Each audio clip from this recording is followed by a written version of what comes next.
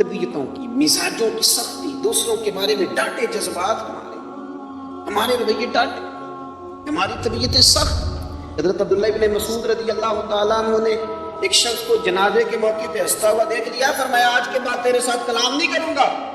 جس کا جنازہ دیکھ کے بھی دل نرم نہیں ہوا اور قبرستان دیکھ کے بھی دل نرم نہیں ہوا، وہ تو سخت دل بندہ، سخت دل بندے سے دوستی کبھی نہیں رکھوں گا۔ میں تو درد دل والوں سے پیار کروں گا، تیرے ساتھ میں کلام نہیں کرتا۔ تو کس طرح کا شخص ہے بھائی جسے یہاں آ کے بھی ہنسی آ رہی ہے، مذاق سن رہا ہے؟ تو دل کی نرمی، میرے نبی پاک صلی اللہ علیہ وسلم نے نا دل پر، ہم نے نا کپڑوں پر بڑی محنت کی، ہم نے چہروں پر بڑی محنت کی، ہم نے اپنے ظاہر کو سنوارنے پر ہم نے اپنے حق میں بڑے بڑے لفظ یاد کیے، بڑی کہانیاں یاد کی، پر دل کے لیے محنت، اس پر محنت ہی نہیں کی۔ کسی گلاس میں تھوڑی سی غلاظت ہو نا، دودھ تو دور رہا، شہد تو دور رہا، اس میں کوئی پانی بھی نہیں پیتا، تھوڑی سی غلاظت ہو، اور آپ کی آنکھوں کے سامنے وہ غلاظت دھل بھی گئی، صاف بھی ہو گئی، شرعی تقاضے پورے ہو گئے، پھر بھی کچھ لوگ کہتے ہیں میری طبیعت نہیں مانتی، میرا دل نہیں مانتا۔ صحیح کہہ رہا ہوں میں؟ او بھائی اتنی سی غلاظت گلاس میں تھی اور سادہ پانی نلکے کا، تو اس میں پینا پسند نہیں کرتا، اور اگر دل غلاظت سے بھرا ہو تو رب کی محبت وہاں آئے گی، خدا اپنا قرب وہاں رکھے گا۔ کسی سے جلنا، کسی سے حسد کرنا، کسی کے بارے میں عداوت رکھنا، کچی بولیاں بولنا، اور اب تو اتنا عجیب حال ہو گیا، جماعتوں کے بارے میں برا خیال کرتی ہیں۔ خانقاہ اور آستانوں کا یہ حال ہے کہ سبق پڑھایا جاتا ہے دوسرے کے خلاف، بس ہم ٹھیک ہیں، یہ تصوف ہے کہ نیرا تو ٹھیک ہے، طریقت تو یہ تھی کہ میں ٹھیک نہیں، باقی سارا زمانہ ٹھیک ہے، تو کس چکر میں پڑا ہوا ہے؟ اعلیٰ حضرت فاضل بریلوی رحمۃ اللہ تعالیٰ علیہ کے ایک درویش تھے، تو فاضل بریلوی رحمۃ اللہ سے کہنے لگے میں نے مرید ہونا ہے، فرمانے لگے پتر جلدی نہ ہو، جا سارا زمانہ دیکھ، اگر کوئی میری طرح کا مل گیا، مجھ سے بہتر مل گیا تو پھر میرے ساتھ وعدہ کر وہیں رہ جانا، ہاں اگر تیرے خیال میں نہ ملا تو پھر آنا، جا گھوم زمانہ دیکھ۔ یہ کیا بات ہوئی کہ آپ نفی کرنے لگے سارے زمانے کی اور کہیں صرف میں ٹھیک ہوں، فقط میں ہی ٹھیک ہوں، یہ طریقت ہے؟ اور تصوف والے تو لوگ یہ کہا کرتے تھے میں تے بندہ ٹھگ جے لوگو، میں تے بندہ چور، اور جس کا خلقت کلمہ پڑھ دی ہو محمد ہور۔ وہ لوگ تو نفی کرتے تھے، وہ لوگ تو نفی کرتے تھے اپنی، کہتے تھے میں کوئی شے نہیں، میں تے بندہ ٹھگ جے لوگو، اور میں تے بندہ چور۔ میاں محمد بخش صاحب رحمۃ اللہ علیہ ایک عالم نگار نے لکھا تھا کہ وہ کچھ لوگ نا سکھ ہندو یہاں رہتے تھے، تو ان کا نام محمد تھا چونکہ، تو بات کو شبہ پڑ گیا کہ شاید جن کا لوگ کلمہ پڑھتے ہیں نا مسلمان، معاذ اللہ یہ وہ والے، تو میاں صاحب اپنے بارے میں کیا کہ وہ میں تے بندہ ٹھگ جے لوگو، میں تے بندہ چور، جس کا خلقت کلمہ پڑھ دی ہو محمد ہور، اور میں تو ایک ٹھگ ہوں۔ حضرت میاں شیر محمد صاحب شرف پوری رحمۃ اللہ علیہ سرتاج ہیں اولیاء کے، پیر سید اسماعیل شاہ صاحب بخاری حضرت کرما والا شریف والے، وہ کہتے ہیں میں بیعت ہونے کے لیے جب شرف پور شریف آ رہا تھا تو رستے میں مجھے ایک بزرگ مل گئے، تو مجھے کہنے لگے کدھر جا رہے ہو، کون ہو؟ میں نے کہا میں سید ہوں اور میاں صاحب سے بیعت ہونے جا رہا ہوں، تو مجھے کہنے لگے وہ تو دنیا دار ہے، جیبوں میں ہاتھ ڈالتا ہے لوگوں کی، تو سید ہو کے رائی کے پیچھے کیا لینے جا رہا ہے؟ جڑا بلے نو سید آکھے دوزخ مل نہ سزائیں، تو جڑا بلے نو رائی آکھے وہ جنت پینگا پائیں، کیونکہ رانجا کر دی نی میں مناپ ہی رانجا ہوئی، رانجا یا کھن ساریاں میں نے ہیر نہ آکھے کوئی، وہ تو کدھر جا رہا ہے؟ کہتے ہیں میں نے کہا بابا زیادہ باتیں نہ کر، ناراض ہو جاؤں گا۔ کہتے ہیں بابے نے کئی دفعہ رستے میں مجھے منع کیا نہ جانا، فلانی جگہ چلا گیا، فلانی جگہ، لیکن میں چلا گیا، میری طلب صادق تھی۔ جب میں باہر جا کے بیٹھا تو اندر سے بلاوا آیا کہ میاں صاحب نے بولا، اندر گیا تو یہ تو وہی بابا جی ہیں جو مجھے روک رہے تھے، تو میاں جی خود ہیں حضرت میاں صاحب، کہنے لگے بیلیا تینوں بڑا موڑیا پر تو مڑیا ہی نہیں۔ وہ تو روکتے تھے، اپنی نفی کرتے تھے، دل صاف دوسرے کے بارے میں، نظریہ صاف، کسی کے بارے میں خیر کا جملہ، کسی کی وکالت کرنا، کسی کا عیب چھپانا، کسی کے بارے میں اچھے لفظ بول، یہ مومن کی شان ہے۔ مومن کا دل ایسے سونا، میرے نبی پاک صلی اللہ تعالی وسلم نے فرمایا یہ میرا زید بن حارثہ ہے، اس کا دل اللہ نے نور ایمان سے بھر دیا ہے، ایمان سے دل بھر دیا رب تعالیٰ نے۔ ایک دن صبح حضور نے پوچھا، اور داتا صاحب نے اس کو لکھا ہے، نبی پاک نے پوچھا آج تم نے صبح کس طرح کی؟ عرض کی یا رسول اللہ اس حال میں کہ میں پکا مومن ہوں، حضور نے فرمایا تو پکا مومن ہے؟ کس طرح؟ کہنے لگے یا رسول اللہ میں اس طرح کا مومن ہوں کہ سونا اور مٹی میرے لیے برابر ہے، پیسے آ جائیں تب بھی کوئی ٹینشن نہیں، نہ آئے۔ حضرت زید بن حارثہ رضی اللہ تعالیٰ عنہ کہنے لگے وہ سونا اور مٹی برابر ہے، کوئی پرواہ نہیں۔ تو حضور نے فرمایا تیرے ایمان کی دلیل؟ عرض کرنے لگے یا رسول اللہ میرے ایمان کی شان اور دلیل یہ ہے کہ میں یہاں زمین پہ بیٹھ کے نظر اٹھاؤں تو میری نظر اللہ کے عرش تک جاتی ہے، میں بتا سکتا ہوں کہ جنتی جنت میں جا رہے ہیں اور راضی ہیں، جہنمی جہنم میں جا رہے ہیں اور چیخ رہے ہیں، میں بتا سکتا ہوں۔ تو حضور نے فرمایا پھر اس کی حفاظت کر، پھر اس جذبے کی حفاظت کر۔ جب دل صاف ہو، نور ایمان سے بھرا ہوا ہو، علم لدنی کب آتا ہے؟ علم لدنی نیک آدمی کو ملتا ہے جب بندہ متقی پرہیزگار ہو نا، ناجائز نہ کھائے، ناجائز نہ دیکھے، ناجائز نہ بولے، تو پھر اللہ تعالیٰ اسے علم کا نور دیتا ہے۔ جو لوگ کہانیوں میں الجھ جاتے ہیں نا، زیادہ باتیں کرتے ہیں، زیادہ گھومتے ہیں، زیادہ سازشی عناصر کا شکار ہوتے ہیں، ان کے تو حافظے کمزور ہو جاتے ہیں، یاد نہیں رہتا، باتیں اتنی کرتے ہیں پتہ نہیں سویرے کیا کہا تھا دوپہر کو کیا کہہ رہے ہیں۔ جب انسان کا دائرہ کار تقوی والا ہو پھر اس پر علم کی روشنی کھلتی ہے، پھر دروازے کرم کے کھلتے ہیں۔ اپنے دائرے محدود کر لیے جائیں۔ سوچے میں بڑے بڑے لوگ آپ کو زندگی میں ملیں گے، مشورے دیں گے، جناب آپ کو پتہ ہی نہیں آپ کتنے بڑے ہیں، آپ فلانی جگہ کھڑے تھے، فلانے کے ساتھ ہنس رہے تھے، یہ آپ کو خراب کرنا چاہتے ہیں، کسی تکبر میں مبتلا کرنا چاہتے ہیں۔ آپ زمین پہ رہے تاکہ زمین والوں سے رشتہ مضبوط رہے، دل کی صفائی، دل صاف ہو، کوئی حسد نہیں، کوئی کینہ نہیں۔ پتہ ہے سب سے بڑی بیماری کیا ہے بندے کی؟ خوفناک علامت کیا ہے دل کے بیمار ہونے کی؟ کہ کوئی بندہ بیماری میں ہے اور ادھر ایک بندہ اس کو دیکھ کے خوش ہو رہا ہے، کسی کو زوال آ گیا ہے، کاروبار ڈوب گیا ہے اور یہ دیکھ کے خوش ہو رہا ہے، مر گیا اس کا دل، مردہ ہے، اندر کوئی دل نہیں آ۔ یعنی ایک بندہ رسوا ہو گیا اور یہ خوش ہو رہا ہے، دیکھا میں نے نہیں کہا تھا۔ جب کوئی کسی کی رسوائی، کمزوری اور کسی کے زوال پر راضی ہونے لگے تو پھر سمجھ لے کہ اس کا حال اتنا برا ہو گیا ہے کہ ہم یہ اخلاقی طور پر مردہ زندگی گزار۔ ہمارا اب یہ حال ہے کہ ہم لوگوں کے دکھوں پر ہنسنے لگے۔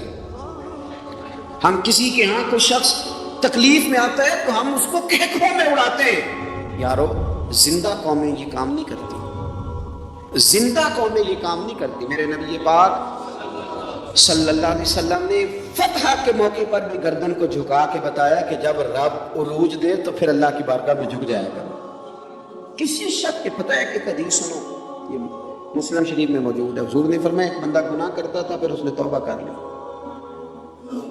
اگر کسی نے دوبارہ اسے وہ گناہ یاد کرایا کہ تو یوں ہوتا تھا، اگر کسی نے اسے دوبارہ گناہ یاد کرایا تو یاد کرانے والے کو اللہ سزا کے طور پر مرنے سے پہلے پہلے اس گناہ میں مبتلا کر دے گا۔ خفیہ تدبیر آئے گی اللہ، جس کو اللہ نے معاف کر دیا، زمین آسمان بھول گئے، فرشتوں کے دفتر سے اس کا گناہ محو کر دیا گیا، تو نے کیوں یاد رکھا؟ لیکن ہمارے دل اس طرح کے ہیں، خیر کی خبریں نہیں دیتے، ہم خیر کی خبر نہیں دیتے، مثبت بات نہیں کرتے، ہمارے رویے دوسروں کے بارے میں سخت ہیں۔ یعنی بہو سے داماد سے اختلاف ہو گیا، پھر اس نے معافی مانگ لی، پھر ہم نے معاف کر دیا، پھر ایک سال کے بعد دوبارہ لڑائی ہوئی تو پچھلی بات دوبارہ یاد کرنی چاہیے تھی، اس کی تو معافی دے دی تھی آپ نے، لیکن ہم نے پھر یاد کر لی وہ بات، اس کا مطلب ہے آپ نے صلح کی تھی، دل صاف نہیں کیا تھا۔ دل جب آپ صاف کر لیں تو پھر معاملہ ختم ہو گیا، پھر آپ پھر نکال دیں گے ساری چیزیں۔ مسند امام احمد بن حنبل میں حدیث ہے، حضرت انس بن مالک رضی اللہ تعالیٰ عنہ کہتے ہیں میں بھی بیٹھا تھا، حضرت عبداللہ بن عمر رضی اللہ تعالیٰ عنہ بھی حضور کی بارگاہ میں بیٹھے تھے۔ نبی پاک صلی اللہ تعالیٰ علیہ وسلم نے فرمایا ابھی ایک شخص تمہارے پاس آنے والا ہے، تیاری کر لو، آنے والا جنتی ہے۔ کہتے ہیں ایک شخص اندر داخل ہوا تو سادہ سا بندہ، داڑھی سے پانی کے قطرے گر رہے، جوتے ہاتھ میں پکڑے یا بغل میں دبائے، وہ آ گیا، حضور سے بات چیت کی، چلا گیا۔ ہم بڑے خوش تھے کہ کمال نہیں ہو گیا، جس کو حضور نے دنیا میں جنت کی بشارت عطا کر دی۔ اگلے دن اس نے اتفاق ہم اسی جگہ اسی حال میں بیٹھے تھے کہ پھر محبوب نے فرمایا ابھی ایک بندہ آنے لگا جنتی ہے۔ کہتے ہیں وہ بندہ آیا تو دیکھ کے حیران ہو گئے، یہ تو وہی کل والا ہی بندہ ہے، اسی طرح داڑھی سے پانی کے قطرے گر رہے ہیں، جوتے اس کی بغل میں آ کے بیٹھ گیا۔ تیسرے دن اللہ کی قدرت ہم وہیں بیٹھے تھے، پھر حضور نے فرمایا بندہ آنے لگا، زیارت کر لو، تیاری کر لو، بندہ جنتی ہے۔ وہی بندہ آیا جو پہلے 2 دن آیا تھا۔ حضرت عبداللہ ابن عمر کر کہتے ہیں کہ وہ حضور سے کوئی بات چیت کر کے جانے لگا تو میں اس کے پیچھے ہو گیا. میں نے اس کو جا کے سلام کے بعد کہا کہ یار میں تیرا مہمان بننا چاہتا ہوں، 3 راتوں کے لیے رکھ لو گے؟ اب محلہ بھی ایک، شہر بھی ایک. اس نے کہا جی ٹھیک ہے آ جائیں، جو میرے پاس روکھا سوکھا ہوگا پیش کر دوں گا. فرماتے ہیں 3 راتیں 3 دن میں اس کے پاس رہا. میں جاننا چاہتا تھا کہ کون سی ایسی عبادت کرتا ہے جس کی وجہ سے 3 دن حضور نے جنت کی بشارت اس کے لیے دی، اعلان فرمایا. کہتے ہیں میں نے کوئی غیر معمولی چیز نہیں اس کے اندر دیکھی، کوئی انوکھی عبادت نہیں دیکھی. عشاء پڑھتا، فجر تک سویا رہتا، میں تہجد کے وقت اٹھتا نفل پڑھتا. 3 راتیں یہ ہوتا رہا. ہاں جب وہ کروٹیں بدلتا تو اللہ اکبر کہتا. باقی وہ سویا ہے، فجر میں اٹھا ہے. صدقہ بھی خاص نہیں اس نے دیا، خیرات بھی میں اس سے زیادہ کرتا رہا. مجھے کوئی خاص چیز نظر نہیں آئی. تیسرے دن میں جانے لگا تو میں نے اسے کہا یار سن، مجھے کوئی ضرورت نہیں تھی تیرے گھر میں قیام کرنے کی، میرا گھر قریب ہی ہے. وہ تو کمال یہ ہے کہ نبی کریم علیہ السلام نے اپنی زبان نے فیض ترجمان سے، یعنی وہ زبان جس کو سب ان کی کنجی کہیں، اس کی نافذ حکومت پہ لاکھوں سلام. حضور نے 3 دن تجھے مسلسل جنتی کہا ہے. میں تو دیکھنے آیا تھا کہ تیرے اندر کوئی عمل ہو تو میں بھی وہ شروع کروں. تو وہ کہنے لگا یہی ہے جو آپ نے دیکھ لیا ہے، فرض نماز ہی پڑھتا ہوں، روٹین کے کام ہی کرتا ہوں، کوئی خاص چیز تو میرے پاس کوئی نہیں. حضرت عبداللہ ابن عمر فرماتے ہیں میں نے تو سمجھا کہ میں تو اس سے زیادہ خیر کے کام کرتا ہوں. اب میں سوچتا ہوا وہاں سے نکلنے لگا کہ پھر کیا خاص بات ہے جو نبی پاک نے 3 دفعہ اسے جنتی کہا ہے. جب میں نکلنے لگا نا، دروازے پہ مڑنے لگا تو اس نے آواز دی کہ یار سنو ایک بات یاد آئی ہے. میں نے کہا وہ کون سی؟ کہنے لگا یار جب سے بالغ ہوا ہوں نا، جب سے اللہ نے توفیق اسلام دی ہے، میں نے جب بھی اپنا دل دیکھا ہے نا، جب بھی میرے دل میں کسی کے لیے حسد کوئی نہیں. اور قرآن مجید کا حسن دیکھیں، یہ نہیں فرمایا بندے ڈر جاتے ہیں، واجلت قلوبہم، ان کے دل ڈر جاتے ہیں، ان کے دلوں پر ہیبت طاری ہو جاتی، ڈر جاتے ہیں. وَإِذَا تُلِيَتْ عَلَيْهِمْ آيَاتُهُ زَادَتْهُمْ ایمانا. اور فرمایا جب اللہ کی آیتیں ان پر تلاوت کی جاتی ہیں تو ان کا ایمان ترقی پا جاتا ہے. اللہ کا ذکر ہو تو دل ڈر جاتے ہیں، قرآن مجید پڑھا جائے تو ایمان ترقی پذیر ہو جاتا ہے، مضبوط ہو جاتا ہے. اس کے اندر اللہ تبارک و تعالیٰ کیف میں اضافہ کر دیتا ہے. یہ صاحب ایمان آدمی کی شان ہے. اور فرمایا یہ لوگ کون ہیں؟ وَعَلَىٰ رَبِّهِمْ يَتَوَكَّلُونَ، یہ وہ لوگ ہیں جو بھروسہ اپنے رب پر کرتے ہیں، ساری امیدیں ساری آرزویں اپنے مالک سے وابستہ کرتے ہیں. ان کا سارا اعتماد اپنے مالک کریم پر ہوتا ہے. یہ مومنوں کی شان ہے. اور پھر ارشاد فرمایا الذین یقیمون الصلاۃ ومما رزقناہم ینفقون، یہ وہ لوگ ہیں جو نماز قائم کرتے ہیں اور جو کچھ ہم نے انہیں دیا ہے اس میں سے اللہ کی راہ میں خرچ کرتے ہیں. ایک تو ان کے دل ڈر جاتے ہیں اللہ کے ذکر سے، دوسرا یہ کہ جب قرآن مجید کی آیات تلاوت کی جاتی ہیں تو ایمان ترقی پاتا ہے. تیسرا یہ کہ یہ لوگ اپنے رب پر بھروسہ کرتے ہیں. چوتھا یہ کہ نماز کو قائم کرتے ہیں. الذین یقیمون الصلاۃ، نماز قائم کرتے ہیں اپنے ظاہری اور باطنی تمام آداب کے ساتھ نماز پابندی سے ادا کرتے ہیں. مما رزقناہم ینفقون، اور جو ہم نے ان کو دیا ہے اس میں سے خرچ کرتے ہیں ہماری راہ میں. ہم نہ بعض ایسی چیزوں کا آہستہ آہستہ شکار ہوتے جا رہے ہیں جن میں ہمیں انتہائی زیادہ سمجھداری کی ضرورت ہے، معاملہ فہمی کی ضرورت. بندہ مومن کیا ہوتا ہے؟ اس کی علامتیں ہوتی ہیں، اس کی شانیں ہوتی ہیں. مومن کا ایک اپنا وقار ہوتا ہے، اس کی اپنی ایک الگ وزاداری ہوتی ہے، اس کا ایک اپنا اللہ تبارک و تعالیٰ نے سٹیٹس بنایا ہوتا ہے. ہمیں اپنا معیار قائم کرنا چاہیے، اور معیار وہ قلب سے قائم ہوگا، وہ روح سے قائم ہوگا، وہ باطن سے قائم ہوگا. بندہ مومن کا مقام سب سے پہلے اسے خود پتا ہونا چاہیے کہ میرا توکل کتنا مضبوط ہے. اسے خود پتا ہونا چاہیے. مجھے نہیں پتا آپ میں سے فجر کس کس نے پڑھی ہے، مجھے تو اپنا پتا ہے. یہ ہمیں خود پتا ہونا چاہیے کہ ہمارا معیار کیا ہے نماز کے معاملے. میں نہیں جانتا آپ کی جیبوں میں کتنا ہے اور آپ کتنا اللہ کی راہ میں خرچ کرتے ہیں. یہ بندے کا رب سے رشتہ ہے، یہ آپ جانے، آپ کا خدا جانے، میں جانوں، میرا رب جانے. اللہ کی ذات پر بھروسہ کتنا ہے یہ لوگوں سے نہ پوچھتے پھریں، لوگوں کو نہ بتاتے پھریں. یہ تو دل کا معاملہ، اپنے آپ سے پوچھیں، اپنے آپ کو خود اپنے سامنے کھڑا کریں، اپنا حساب خود کریں، اپنے سے کبھی کبھی سوال و جواب کریں، اپنے سے گفتگو کریں. پر کیا کریں، ہم ساری زندگی اپنا دنیاوی معیار ہی ٹھیک کرتے رہے، اپنے پیسوں کا حساب ہی لگاتے رہے، گھر مکان گاڑی سٹیٹس آنا جانا سلام دعا کتنی ہے، یہ ساری چیزیں جن لوگوں کی مضبوط ہے نیند ان کی کچی ہے۔ دنیاوی سٹیٹس جتنا لوگوں کا مضبوط ہے سوچیں ان کی ٹوٹی ہوئی ہے، نظریات بکھرے ہوئے ہیں، لفظوں اور جملوں میں کمزوری ہے، باتیں جو ہے وہ محسوس ہوتا ہے کہ ابھی تک یہ بندہ اطمینان ہی نہیں حاصل کر سکا زندگی میں، ابھی تک کوئی گفتگو پکی نہیں، کسی بات میں وزن نہیں، کسی جگہ ٹھہراؤ نہیں، کب ہوگا؟ رب کہتا ہے پہلے اپنے دل سے پوچھ، ادھر ادھر کی باتوں سے جو ڈرتا ہے یہ رب سے کتنا ڈرتا ہے۔ سارے جسم دے تون دے نالوں ایکو تولا ٹکڑا دل دا، اگر تھوڑی سی محنت روح پہ ہو جائے، تھوڑی سی اندر تھوڑی توجہ کرے، وہ اگر تھوڑا چمکدار ہو جائے نا، کچھ غلاظتیں کچھ نفرتیں کچھ قدورتیں کچھ عداوتیں کچھ تکبر کچھ حسد کچھ بددیانتیاں کچھ یہ چیزیں تھوڑی نکل جائیں، آپ یقین کریں بڑا چمکدار ہو جائے دل، بڑا سونا ہو جائے، بڑا حسین ہو جائے، یہ باطن ٹھیک ہو جائے نا تو اللہ کی ساری مخلوق حسین لگنے لگ جاتی ہے۔ بندے کو نا کچھ عجیب سی کیفیات سے اللہ مالا مال کرتا ہے، اسے کوئی اللہ تعالیٰ ایسا انشراح صدر دیتا ہے، دل کو ایسا ٹھنڈا کرتا ہے، سکون نصیب ہو جاتا ہے۔ نبی اکرم نور مجسم شفیع معظم صلی اللہ تعالیٰ علیہ وآلہ وسلم سے پوچھا گیا یا رسول اللہ ایمان کیا ہے؟ ایک کیفیت کا نام ہے نا، ایمان کی صورت تو نہیں ہوتی، ایمان کا روپ تو نہیں ہوتا، وہ مجسم شکل میں تو نہیں ہوتا، ایک باطنی کیفیت ہے نا۔ یا رسول اللہ صلی اللہ تعالیٰ علیہ وسلم آپ سب سے اعلیٰ اس کا معیار آپ ہی جانتے، کریم بتا دیجئے، بندہ نوازی فرمائیے ایمان کیا ہے؟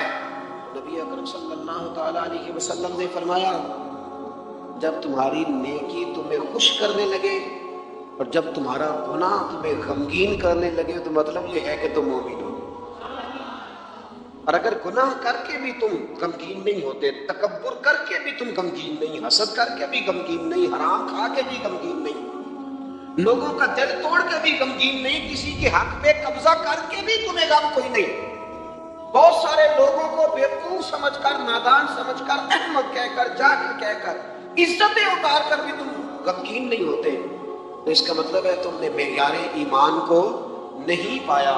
حضور فرمانے لگے نیکی خوش کرے اور گناہ تجھے غمگین کرے، آپ یقین کریں اب نہیں کرتا لوگوں کو گناہ غمگین، لوگ کسی بندے کا دل توڑ کے اس کی عزت اتار کے اسے پریشان کر کے جھڑک کے کہتے ہیں آیا تھا بندہ سنائیے میں نے چاہا، وہ تمہیں گناہ کر کے اب تو بتا رہا ہے، کسی کو ڈانٹ ڈپٹ کے دل توڑ کے کہانیاں سنا رہا ہے، چلاکیاں کر کے اور تیزیاں دکھا کے، یہ تو بندہ مومن کی شان نہیں ہے۔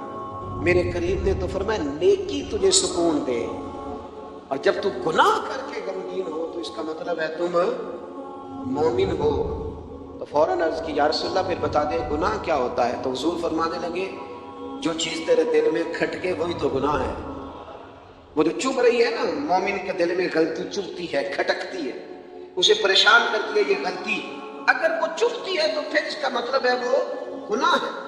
آج کل نا لوگوں نے گناہ کو گناہ سمجھنا چھوڑ دیا، کسی نے کہا تھا جنوں کا نام خیرت رکھ دیا، خیرت کا جنوں، جو چاہے آپ کا حسن کرشمہ ساز کرے، آپ جو چاہے نام رکھیں، جو آپ کی طبیعت آئے آپ وہ کام کریں، آپ اپنی مرضی سے نیکی اور بدی کا معیار قائم کر لیں، یہ ٹھیک نہیں ہے۔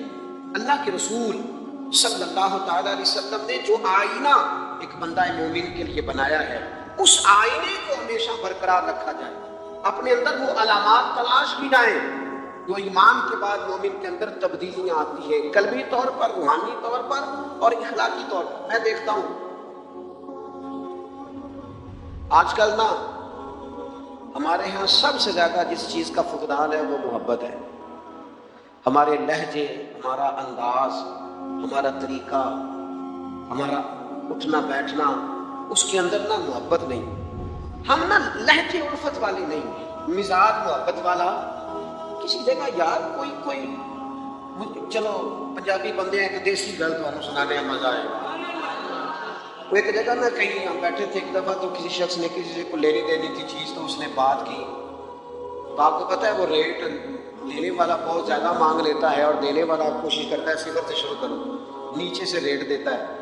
उसने कोई बात की, रेट थोड़ा बताया तो सामने वाला नाराज हो गया, कहने लगा तो किस तरह बंदा कहीं जी गल की। अब ये जो रेट लगाने वाला था इसने बड़ा हसीन बात की, वो बंदा जवाब में बड़े गुस्से में आ गया, उसने तलख लबो लहजा, लगता था थोड़ी देर के बाद उठ पड़ेगा कि बात दामेगा। वास्ते कहने लगा यार कोई लेना देना ते मुकद्दर आंदा है, गल ते प्यार नाल कर। तो मैं ना जनाब शायर मिजाज आदमी ना कई दफा पूरा फिदा हो जाता है, मेरा दिल करे इस बंदे के हाथ चूम लो, इसने कमाल बात। उसने कहा लेना देना ते ओए गल ते प्यार नाल कर यार, दो घड़ियां दा बैठ है, जरा प्यार से बात कर, क्या हो गया तुझे, मिलने आए हैं, गनीमत जानिए मिल बैठने को, जुदाई की घड़ी सर पर खड़ी है, अभी अलार्म बजेगा उठ के तो अपने घर में अपने घर। वो बात तो प्यार से कर, वो बोल तो मोहब्बत के साथ, सौदा देना बेचना लेना अलग बात, वो तू बोला तो ठीक कर, तेरा लहजा तो ठीक हो, तेरी गुफ्तगू तो ठीक हो। तो सुनो ना क्या कहा मदीने वाले महबूब ने, क्या बात है मेरे करीम रसूल की। हुजूर ने बात खोल कर बयान कर दी, मिशकात में मौजूद है। हुजूर फरमाने लगे अल्लाह को मानने वाला, मेरा कलमा पढ़ने वाला, फरमाया जो मोमिन होता है ना, मोमिन होता ही उल्फत वाला है, मोमिन होता ही मोहब्बत वाला है। मोमिन और मोहब्बत ये लाजिम व मलजूम है, मोमिन और मोहब्बत ये एक चीज के दो नाम है। हुजूर फरमाने लगे, मिशकात में हदीस है, फरमाया मोमिन होता ही मोहब्बत वाला है, फरमाया उस बंदे में कोई खैर ही नहीं, ना किसी से प्यार करे ना कोई उससे प्यार करे, जो ना प्यार करे ना उससे प्यार किया जाए उसमें खैर है ही कोई नहीं। मोमिन जो है ना, मोमिन को प्यार करता भी है और मोमिन से प्यार किया भी जाता है। अपनी जिंदगी को तल्ख, मोमिन की शान नहीं तल्ख तल्ख रहना, नाराज नाराज रहना, बेचैन सा रहना, हर वक्त शिकवे करने, नाराज नाराज वक्त गुजारना, हर वक्त कोई ना कोई एतराज का दरवाजा खोल के रखना, हर वक्त कोई नया शिकवा, कोई नई बात खोल के रखना, इससे निकल आओ यार। प्यार जो होता है ना वो दुनिया को संवार देता है, मोहब्बत जो होती है ना उसके अंदर बड़ा मजा होता है, उसमें बड़ा कैफ होता है। इसलिए अपने लहजों से तलखियों को निकालें। हमारे यहाँ ना एक बहुत बड़ा मसला है, बिलखुसूस हम जो सूफिया की जमात है ना, इसमें बाद लोगों का ख्याल है कि मैं ना फलां दरूद पाक पढ़ूंगा तो नबी पाक के करीब चला जाऊंगा। कोई शक नहीं, दरूद पढ़ने से हुजूर का कुर्ब मिलता है। बाद लोगों का ख्याल होता है कि नात शरीफ की बरकत से महबूब के करीब जाऊंगा। कोई शक नहीं, नात पढ़ना और नात सुनना ये बंदे के दिल को हुजूर की मोहब्बत के अंदर बड़ा मजबूत कर देता है। कुछ लोगों का मेयार होता है कि मैं इतने इतने वज़ाइफ इस टाइम में मुकम्मल करूंगा तो मैं नबी पाक के करीब जाऊंगा। तो हुजूर ने तो खुद बता दिया मेरे करीब कौन है। दुरूद पाक पढ़ने वाले को भी करीब बयान किया हुजूर ने। जिहाद करने वाला, इबादत करने वाला, रियासत करने वाला, दीन की खिदमत करने वाला, ये सब हुजूर के करीब है। पर नबी पाक अलैहिस्सलाम ने फरमाया तुम में से, ये बुखारी है, फरमाया तुम में से मेरे यहाँ मेरे करीब सबसे महबूब वो शख्स है जिसके अखलाक ज्यादा अच्छे, जिसका रवैया लोगों के बारे में ठीक है, जिसकी नीयतें, इरादे, लहजे लोगों के हक में नरम है, वो मेरा महबूब है। हुजूर फरमाते हैं मेरा महबूब है, मेरा वो प्यारा बंदा है, वो मेरा महबूब है उम्मती। तो हुजूर का महबूब बनने का बेहतरीन तरीका यह है कि अपना अखलाक ठीक किया जाए। एक बात और करनी है, जो दौर मेरा और आपका दौर है ना, ये तेज लोगों का दौर है, चालाक लोगों का दौर। लोग ऐसी ऐसी बात सुनाते हैं कि बंदा हैरान हो जाता है। चालाक मिजाज, तेज तबीयत। मैंने अपनी जिंदगी में बड़े बड़े तेज लोग नाकाम होते देखे और बड़े बड़े भोले बंदे सीधे साधे, लेकिन उन लोगों को अल्लाह ताला ने इतना नवाजा है, इतना करम फरमाया है। आजमात है, ये तकल्लुफात है, इसमें घर वाले भी तकलीफ में, पैसा भी बातों का जाया। आप खाने के लिए जिंदा ना रहे, जिंदा रहने के लिए खाना खाएं, अपनी तबीयत में बोझ ना बनाएं किसी किस्म का। नबी पाक सल्लल्लाहु ताला अलैहि वसल्लम ने मोमिन की शान पता क्या बयान की? फरमाया काफिर और मुनाफिक 7 आंतों से खाता है और मोमिन 1 से खाता है। इतना फर्क है काफिर मुनाफिक के खाने में और मुसलमान के खाने में। 6 गुना कम रोटी खाता है मुसलमान, 6 गुना कम। हजरत उमर फारूक ملک کے شام میں حضرت ابو عبیدہ بن جراح سے ملنے کے لیے گئے تو کہنے لگے اتنی دور سے آیا ہوں، سپہ سالار روٹی تو کھلا۔ تو انہوں نے اپنے بیگ سے رات کا خشک ٹکڑا کھانے کا نکالا اور پانی کا پیالہ دے کے کہنے لگے عمر یہ لو کھا لو۔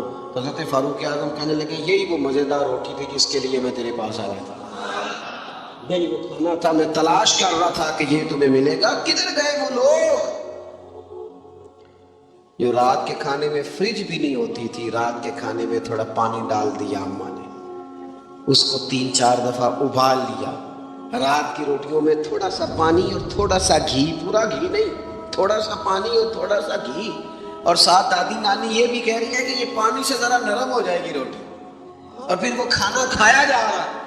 اس کے اندر نہ تو ڈاکٹر آپ کو یہ کہہ رہا ہے کہ یہ نقصان کا باعث ہے، نہ معدے پہ بوجھ بن رہا ہے، نہ اس کے لیے پھر بھائیوں کو جا کے پردیس کاٹنا پڑ رہا ہے، نہ باپ کو کئی قسم کی نوکریاں کرنی پڑ رہی ہیں، اعتدال میں گھر کے اندر ہی سارا کچھ مینج ہے۔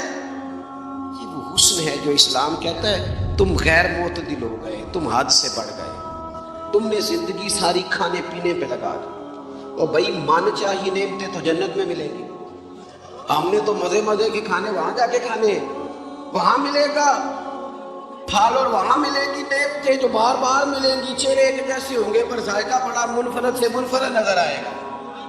تو وہ جو پردہ غیب میں چیزیں تھیں وہ ساری چیزیں لوگ کہتے ہیں ہاں جی ہم ساری غیر معتدل نہ بنے، تھوڑی سادگی لائیں، تھوڑا درمیانہ راہ، اسلام اس کو پسند کرتا ہے۔ نبی پاک علیہ السلام کی بارگاہ میں ایک مہمان آیا، ابھی وہ مسلمان نہیں تھا، تو محبوب نے فرمایا ایک بکری کا دودھ دھوکے سے پلا دو۔ ایک بکری کا دودھ دھویا گیا پلایا گیا، پھر دوسری کا دودھ دھویا گیا پلایا گیا، پھر تیسری کا، وہ 7 بکریوں کا دودھ پی گیا۔ صبح اللہ نے توفیق دی دی اور وہ کلمہ پڑھ گیا۔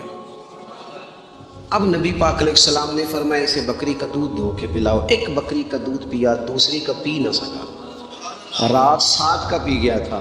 تو میرے کریم فرمانے لگے یہ مومن اور کافر کا فرق ہے، جب تک یہ حالت کفر میں تھا 7 بکریوں کا دودھ پی گیا، اب یہ مومن ہوا ہے تو اللہ تبارک و تعالیٰ نے ایک دودھ کے ساتھ اسے سیر فرما دیا ہے، اس کی تشنگی اور بھوک اللہ نے مٹا دی کھانے پینے کے لیے، اور اس کا ذہن بھی نہ بنائیں۔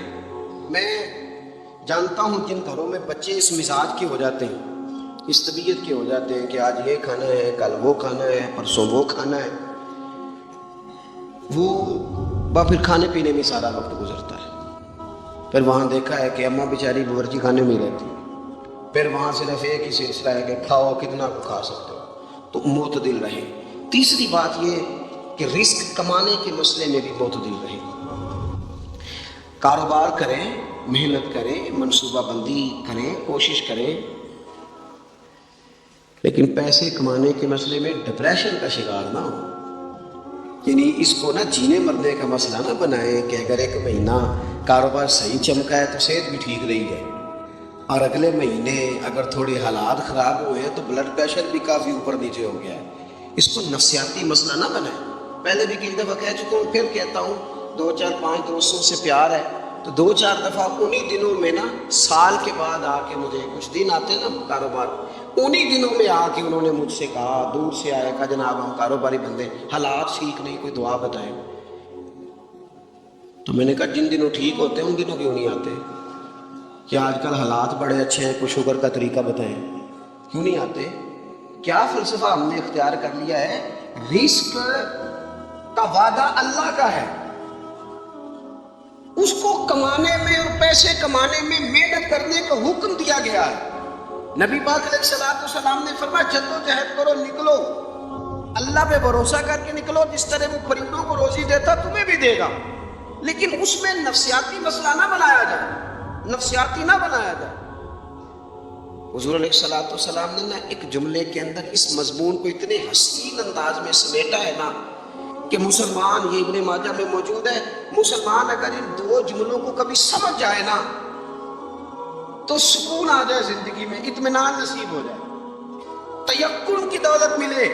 حضور فرمانے لگے رزق کمانے کے معاملے میں معتدل رہنا، کوئی بندہ اتنی دیر تک مرے گا نہیں جب تک اس کے حصے کا رزق اسے مل نہ جائے، اتنی دیر تک بندہ دنیا سے نہیں جائے گا، تیرا حصہ تیرے تک پہنچے گا، کبھی بھی بے آبرو ہو کہ رزق کمانے کے چکر میں نہ پڑے، کبھی بھی ذیل پہ سوار نہ کر لیں کہ میرا کام نہیں چل رہا، کبھی بھی اس طرح کی طبیعت نہ بنائیں۔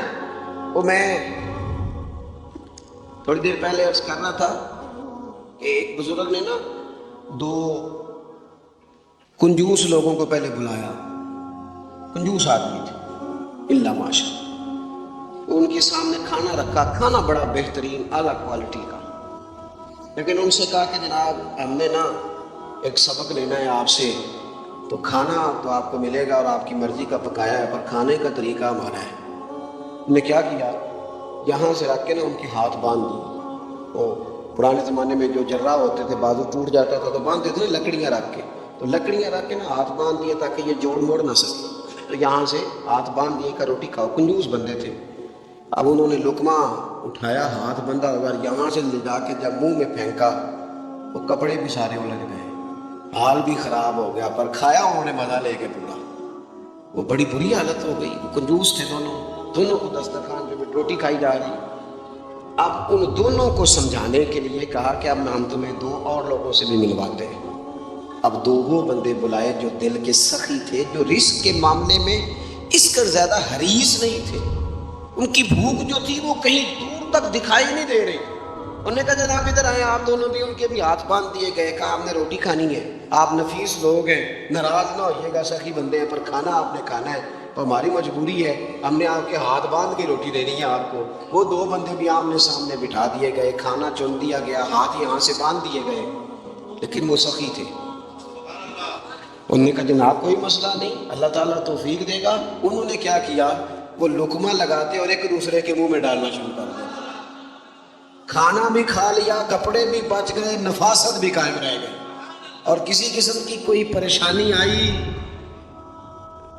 کام خاصا مشکل ہے کسی کے منہ میں لقمہ دینا، یہ کام بڑا مشکل ہے، یعنی کھانا آ جائے، پک جائے، پاس پہنچ جائے، اور پھر اسے توڑ کے بنا کے اتنی محنت کر کے دے کسی کے منہ میں دینا، لیکن یہ دے کے دیکھو کپڑے بچ جائیں گے انشاءاللہ، نفاست نظر آئے، حسن نظر آئے، خوبصورتی نظر آئے، اس میں لطافت محسوس ہوگی، اس میں لگے گا کہ یہ بندہ ایسا ہے جسے اللہ تعالیٰ نے اپنے فضل سے عطا فرمایا۔